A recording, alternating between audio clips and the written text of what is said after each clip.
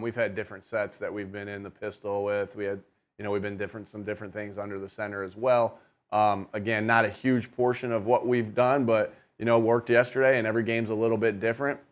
Our guys do a great job of preparing themselves with the ball handling, no matter what scenario we have. We ask them to put themselves into, whether that's same ball handling, across ball handling, under center ball handling, pistol ball handling, RPOs, RPRs. Like, our guys work so hard. Jalen and Marcus and Tanner and the running backs work so hard to get that timing down.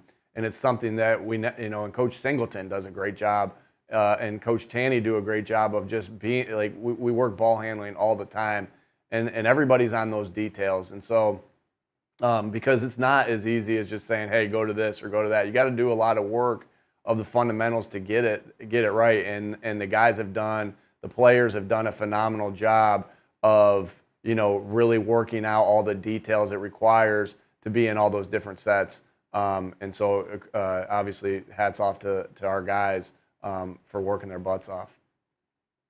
Go ahead, John, and then Martin. Afternoon, Nick. Hey, John. Jalen said something interesting after the game. I wanted to get your thoughts on it. He was talking about winning versus the standard you guys have set up. And he said it's very manipulative to the mind at certain points, and the expectations as a whole in this season. How much do you address that, or do you not address it? Because it seems like you talked about the guys not having fun losing, obviously, but sometimes it looks like they're not having fun winning. I can promise you we're having fun when we win. I know that 1,000%. There's a difference between having fun and not being satisfied with what the product was on the field, right? The standard, not meeting the standard. And so when you don't meet the standard, you're always constantly going through your mind of, hey, here's what we could have done better. Here's what I could have done better, right? It always starts with you looking at yourself in the mirror. And what's interesting about that is I think that's always going to be a dilemma, because once you set a standard, your goal is not to stay at that standard. Your goal is to get a little bit better from that. And so it's always going to be interesting like that. And there was definitely some things that, there were some sloppy things that happened coaching, playing yesterday that need to be better. And so you think about that to yourself, like, man, what could have been here? But make no mistake about it, I know our guys are excited to win. We're excited to win a football game.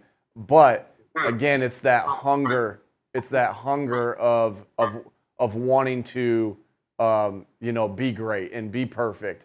But there's got to be a balance, right? There's got to be a balance of having that, hey, getting the win was the most important thing, and then also that drive to get better after every time you step on the football field, whether that's practice field or the game field. Go ahead, Thanks. Martin, and then Jeff. Hi, Nick. Hey, I was Martin. wondering if I could look ahead a little bit.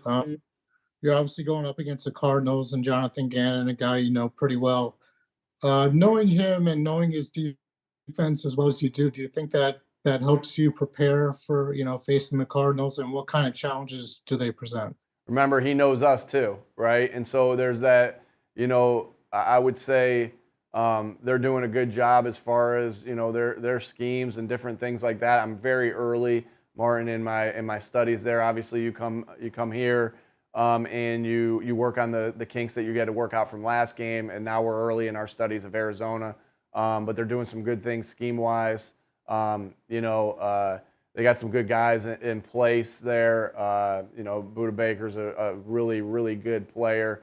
And so there is, hey, we know this and this scenario. Jonathan knows some of the things we know, and we know some of the things he knows about us. So there is going to be a little bit of that. You can't think too much into that. You got to account for it, but not, let it just completely dictate what you're doing offensively. But there's familiarity on both sides, and I think it's almost like we don't, the players aren't as the familiarity of the players is different, but it's almost like a division game in the sense of there's a lot of familiarity on both sides of what's happening. Go ahead, Jeff, and then Brooks.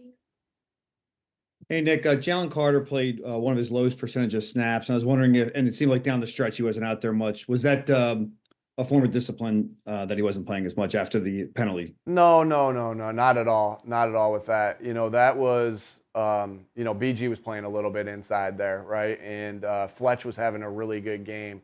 And so some of those, and we weren't in 5 downs, excuse me, and some of their 2-minute drives, we weren't in some of those 5-down packages. So that was more of a product of the style of game and who we were playing at that particular time.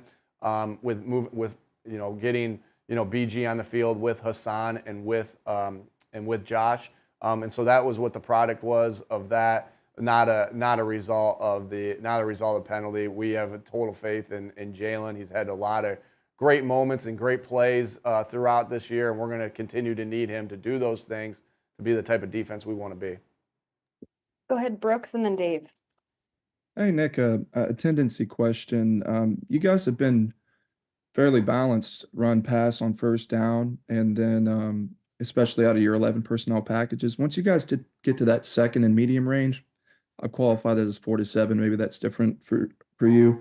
Out of 11 personnel, particularly you guys go to the pass. Do you guys go to that in terms of what you want to attack defenses? Is that more what defenses have been giving you? Is there a philosophy attached to that? I'm just curious from that. Yeah, you always want to be aware of your tendencies, obviously. Now, and I don't know what the tendency on 4 to 7 says because we treat it a little different. Like everybody's a little different in how you treat a tendency, right? Sometimes your tendency that you look at is, what are we on 2nd and 1 to 2? What are we on 2nd and 3 to 6? What are we on 2nd and 7 plus? What are we on 2nd and 7 to 10? What are we on 2nd and 11 plus, right? That's sometimes how you think about it. But then you have to think about it too in the sense of a defense, right? What is the defense on a 2nd and 1 to 2? Where are their breaks, right? Where do they draw the line and say it's 2nd and pass to the? So all those things are taken into account. We never want to be real. Like, I don't want to say a number. I mean, I have numbers in my mind. I don't want to say them to you, but like, we have numbers in our mind where we think to ourselves, and I'll just keep these numbers to myself, but we think to ourselves that tendency is too high, right? I'll let you guys think about what that number can be, and then you try to do something about it. And so those are constant things you're looking at throughout the week of where you are, where the defense is on that, and like I said, like there's times and place for both. There's times and place, obviously, to run the ball there, and there's time and place, and then there's times and place to pass it there. You can only do one or the other, right? You can only run or pass. But always looking at that and trying to always account for our tendencies, fully understanding that you're going to have tendencies. Like everybody has tendencies that we go against. Every offense, every defense has tendencies. You're just trying to make sure that they're not, damning to you, right? Or that you're giving the pulse to the defense of exactly what's going to happen on the play. Go ahead, Dave, and then Zach. And Nick, I know you mentioned that the players are definitely having fun after a win, but it wasn't a typical post-game locker room. I think that's fair to say after a win. How do you make sure things aren't too tense as you go to make the corrections this week? Yeah, I think, again, it's a balance of, having that opportunity to have fun when you win. When we get back in here, right, we'll put the game to bed, and then it's back to business as usual. And then also wanting to play and to play to a standard that we know we're capable of playing. And so, nobody on this, because of the guys that we have on this team, nobody's going to be satisfied when you don't play to that standard. And that is, quite frankly, Dave, what I think makes these guys special, right? When they, why is DeVonta continuing to get better and better and better? Because he has this inner drive amongst himself that is never satisfied, right? I mean, I said something to him yesterday. I'm like, hey, congrats on 1,000 yards. I know I took you out early in that Dallas game in 2021. Looking back at it, I wish I had, and he just wants more, and he wants more, and he wants more. And that's just one guy for an example. I'm just saying him as an example, but there is that balance because you do have to enjoy the wins. The wins in the NFL are hard to come by, and you have to enjoy it. and have to have that balance, because joy and determination to get better, you can have both. And I think that definitely starts with me, quite frankly, right? And there was moments in that game yesterday where I felt like I was too tense, and that, you know, on the sideline, and I need to be better about that. I have to do a better job, and if I'm going to ask the players to do a better job themselves, then I have to do a better job myself, and I definitely felt that yesterday out of myself. Go ahead, Zach, and then Tim. Hey, good afternoon, Nick. Somewhat Zach. of a follow-up to that. What value or emphasis do you place on body language, and what are you seeing from the team, understanding it's subjective, from their body language and from your body language during the game as well? Yeah, like I said, Zach, I need to be better in those scenarios. You know, when there's some high pressure areas, they got to see me calm, you know, and not tense there. There's a time and place to be, you know, intense, and there's a time and place not to be. And I know that's something that I always have to work on as a head coach. You know, and so that's something I am constantly working on. And so body language, I think, you know, body language, I don't know. I look more at actions than the body language, I guess, to say, if that makes sense. I know body language is a type of action, but I look more at the action of the players and the coaches and myself there, as opposed to the body language. Did I answer your question, Zach? Yes, you did. Thank you. Okay. Go ahead, Tim, and then Jimmy. Hey, Nick, in respect to Gannon, in what ways did the way it ended here in Philly with him test your guys' relationship? And, you know, what are your early thoughts on having a chance to compete against him this upcoming week? Yeah, you know, obviously all those questions have been asked and answered, Tim, and you know, I have a great deal of respect for Jonathan, and the coach that he is and the person that he is. I'm looking forward to going against him this weekend, and I know the players. You know, you'll have to ask them, but I know the players that I've talked to, you know, feel the same way. He was obviously we. You know, we didn't finish the job last year, which all of us have the taste in our mouth of like, dang, wish we'd have finished the job. But there were still some special moments, a lot of special moments. I think we can all agree that there was a lot of special moments last year and also in 2021. And Jonathan Gannon was a big part of that. And anytime he thanks me for the opportunity or being here, I always in return thank him, because his service to this team and the special things that we had done while he was the defensive coordinator here was enough payback for me, tenfold. And so I value that relationship that I have with him. I'm always rooting for Coach Gannon. You know, very similar to how I root for Coach Shane, for Coach Steichen. But this will be the week that I will not be rooting for him, obviously. Go ahead, Jimmy. Hey, Nick.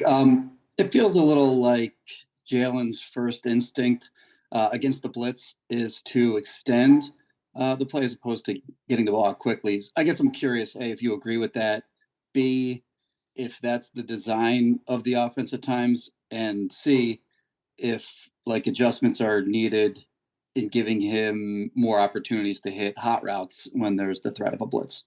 Yeah, you know, obviously things are done differently for there's different ways to attack the blitz, right? And sometimes the blitz, they bring more than you can protect. Sometimes the blitz tests your rules, right? I thought Jalen did, you know, going back and rewatching the game, I thought Jalen did a nice job against the blitz. You're not going to be perfect against the blitz, but I thought he did a good job against the blitz. And we faced a lot of blitz yesterday.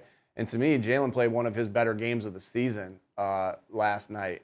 I was super excited how Jalen played against, you know, a team that challenges you quite a bit, like the Giants. And so, but there's obviously going to be plays that he's going to want back, and there's going to be schemes that we want back, right? You know, whether that's I won't get into all the different options we have against the blitz, but like, you know, there's definitely times where we want a different scheme in that particular case. Again, you're trying to call the best play against the defense you're expecting and have answers for the different things they can do. And most of the time I thought we did. And I thought the offensive line did a phenomenal job of, you know, handling the junk. And I say junk, they do so much, and it's not junk because it's good football, but they do so much.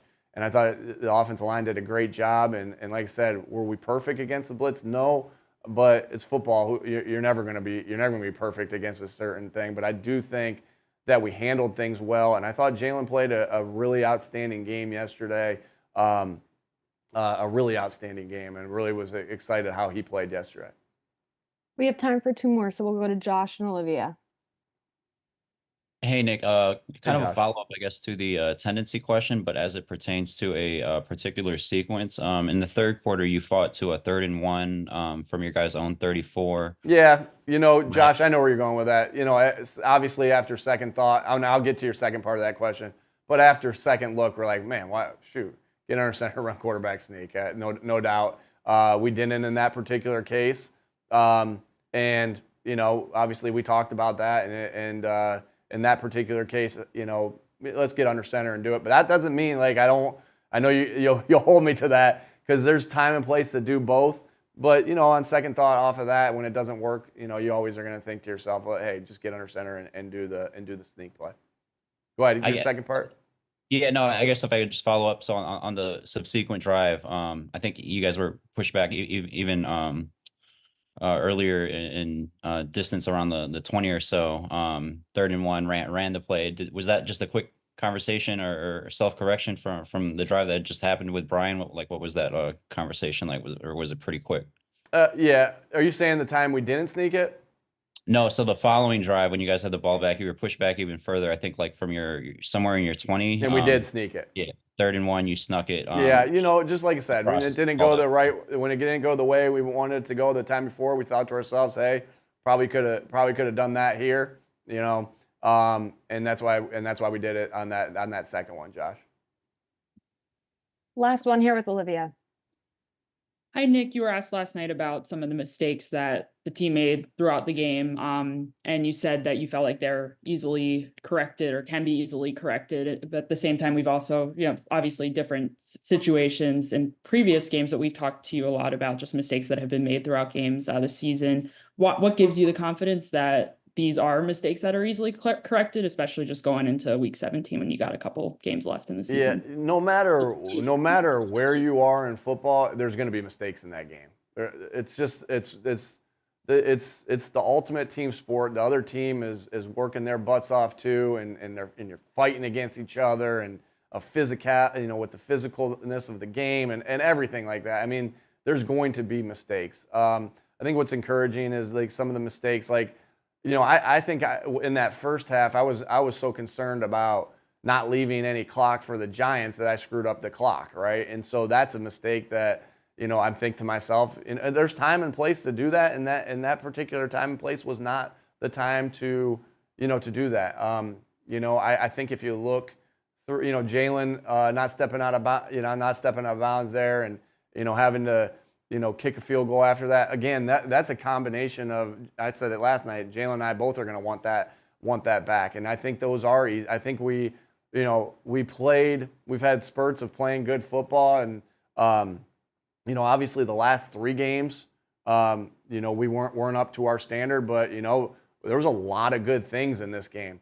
Yes, we had some mistakes, but there was a ton of good things. I mean, for the defense to do what they did on 3rd down, or hold Saquon Barkley to 2.8 yards per carry, or for the offense to be as good as they were on 3rd down, or the amount of yards we rushed for, the amount of yards we passed for, to have 2 guys over 1,000 yards. I think what can happen is you can get so weighed in and so zoned in on the negative things that you forget to look at the so many good things that are happening, right? And I think that's where the time we're in right now is, hey, you're coming off of 3 losses in a row, and you want everything to be perfect right now. Well, football's never going to be a perfect game. It's never going to be a perfect game. Like, you show me a perfect game by someone, I'll point out a couple of mistakes that happened for that. And so, again, like, there were so many good things. And I talk about the 2 receivers having 1,000 yards. I talk about DeAndre Swift about to have first time 1,000 yards. I talk about how good the offensive line played. we'll clean up. We'll continue to clean up the mistakes. And guess what? The next game, there's going to be mistakes in that game. You just are trying to limit them, and you're just trying to pull back on them.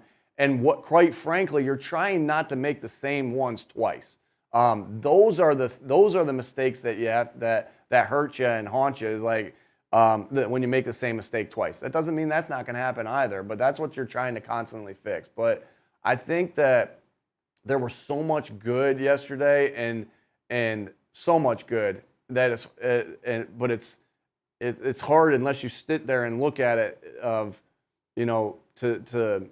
again, you got to correct the mistakes, and that's something we always are going to do. Win, lose, or draw, we're always going to work on correcting our mistakes.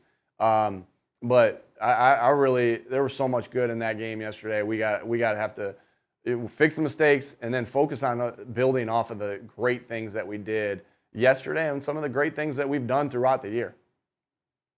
Thanks for the time, Coach.